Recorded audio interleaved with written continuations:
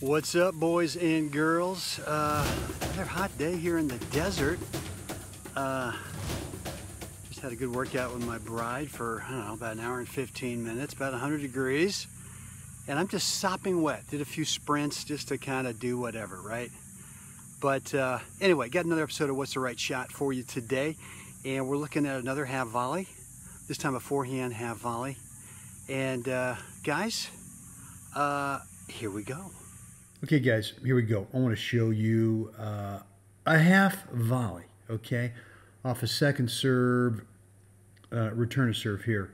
And this, by the way, I want you to check out this second serve return here by my buddy George Mays from the deuce side. God, really gets turned well on this thing, takes it early, and this is the classic chip and charge, right? And he just gets it down in just about the perfect spot right here, okay? I mean, this is my favorite corner. I'm blocking it, but that intersection there, the service line and the single sideline, man, if you can return serve to that corner all day long, I don't care how often this player here poaches, it's going to be a tough ball to catch up to. So George is really in charge. I mean, I think one thing Jerry could have done a little bit more was step up and really get much closer to the net on this. And, you know, what we talked about in our most recent episode of What's the Right Shot on any kind of half volley is that the first thing that you got to do is you got to provide the incoming bounce with the racket placed behind what you think is going to be the eventual point of contact. And what I see too many players, and here's the ball bouncing right there, I see them with the racket not prepped here, but the racket sort of pointed up, right? The arm is, you know, the elbow might be a little bent, but still the racket head is up, and then it's just a hack straight down from that position. So thing one with this half volley is to make sure that you have prepped the racket down low right behind that bounce.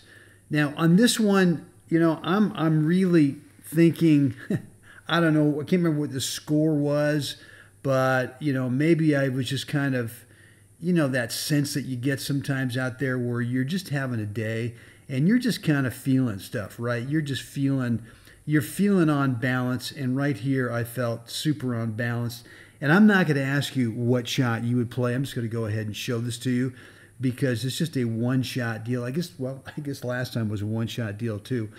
But what I really want to make this much more of a technique type of What's the Right Shot episode in terms of on balance, not worried about getting through and getting out of no man's land, right, this transitional area, but being content staying there, prepping the racket, and just using the pace and just bringing the racket against the ball right here, being solid and creating an angle with the racket and kind of the posture and the balance in terms of where that ball is going to rebound to next. And all I'm doing is just holding my ground, holding my position, and there you go, right over there. So look, I can't tell you that this really falls into What's the Right Shot episode in terms of you know, what we talk about, which is shot choice, and then where do you want to move to next, right? Because right here, I've already come up with shot choice. I've already decided I'm going to roll it. You know, I might be thinking I'm going to roll it in front of my partner, try to get it down to him, and maybe this was sort of unintentional to get it that severe an angle. But once you feel that, you just kind of hang out and just, you don't do much, right, in terms of court position. On other days, I'm telling you, I would have come into this and my only target would have been, I got to get this ball down cross court and just kind of prep the racket so that from right here, typically what I would do on this is I would just leave the racket here and then just start kind of nudging my body weight forward against the ball so that I do two things. I move the racket against the ball with my feet, not with the hand, and then I try to improve court position, right? But for whatever reason on this day, just like you from time to time, you just kind of feel it. And you got the good balance, the good posture, and there you have it. So let me go ahead and play this in real time, and then I'd love to read and respond to your comments down below in the comment section. So what's on your mind from this episode of What's the Right Shot?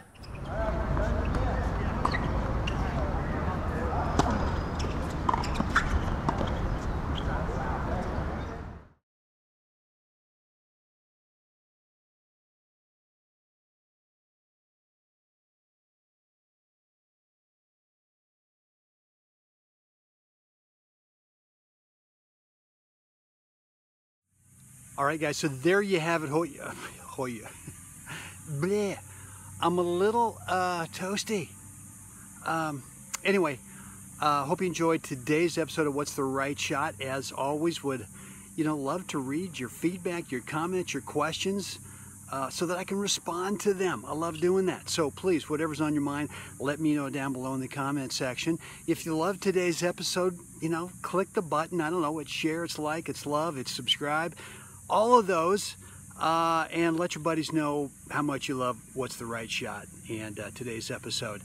And then if you're not on my email list, you know what, you got to get on there, because I got a lot more fun, instructional tennis stuff for you that you won't find here.